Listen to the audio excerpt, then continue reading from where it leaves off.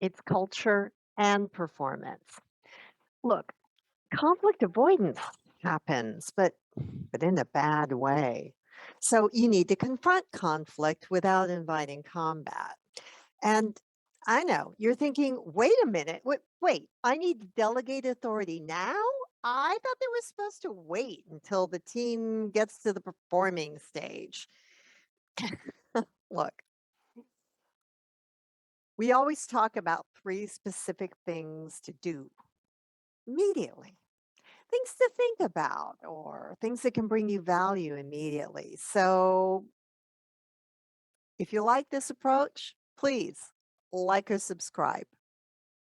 Let's take these points one by one. Is conflict avoidance a bad thing? I mean, aren't we supposed to avoid conflicts? Well, no. And I get asked this a lot. Actually, we're supposed to be managing conflict through team interaction.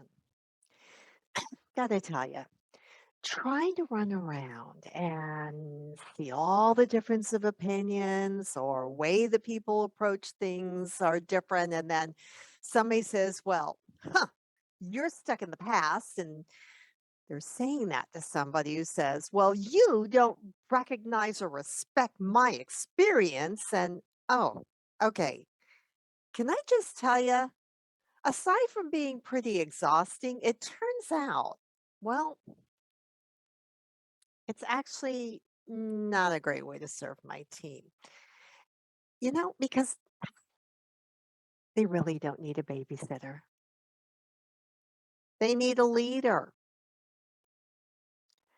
and someone who can lead and facilitate their learning how to better manage conflict. That means that we'll get to the second point. You need to confront the fact that there is a conflict.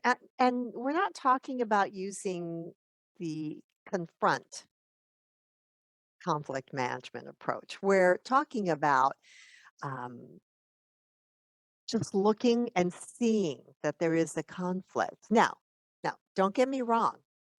There are times when conflict or competing is absolutely the right conflict management approach. That's not what this is about. What this is about is really looking at the fact that a conflict is occurring. And it kind of grows out of the previous point. What we're trying to do is talk about a stand where your people are in much better shape, much better equipped to handle conflict management on their own. Because you've gotten to the point where they can identify where differences of opinion, differences of approach are starting to have way too much of a chance to descend into really unhealthy conflict management. Behaviors, practices, we don't want to encourage unhealthy conflict resolution or unhealthy conflict management practices. So, what we want to do is get your team to the point where they're starting to develop habits that look for signs that differences of opinion are starting to get emotionally heated. But also look for signs where differences of approach and differences of experience can actually be useful. You know, honoring the differences and doing what you can with what they can. This means we can craft solutions that are greater than the sum of their parts. And now we get to point three, because in order to do all of that, you can't wait for the performing stage to start nudging them to stand on their own and encourage your teams to make decisions together. You know, you want to kind of avoid the temptation to just hand them decisions or conclusions. The norming stage is a great time to begin actively encouraging your team members to resolve conflict within themselves, to encourage your team members to determine what course of action is supposed to be going forward and encouraging your team members to take the steps that help them avoid groupthink. You know, groupthink, that version of peer pressure on steroids kind of thing, where just the thought of anything that might threaten team cohesiveness or the impression, not the reality, of team unanimity kind of worries people. As a result, they have a tendency to kind of tamp down on folks who might have a difference of opinion, who might have a dissenting opinion or a minority opinion, and they try to corral those people in with the rest of us so that we are still the rest of us, one big team. Just the go with the flow thing.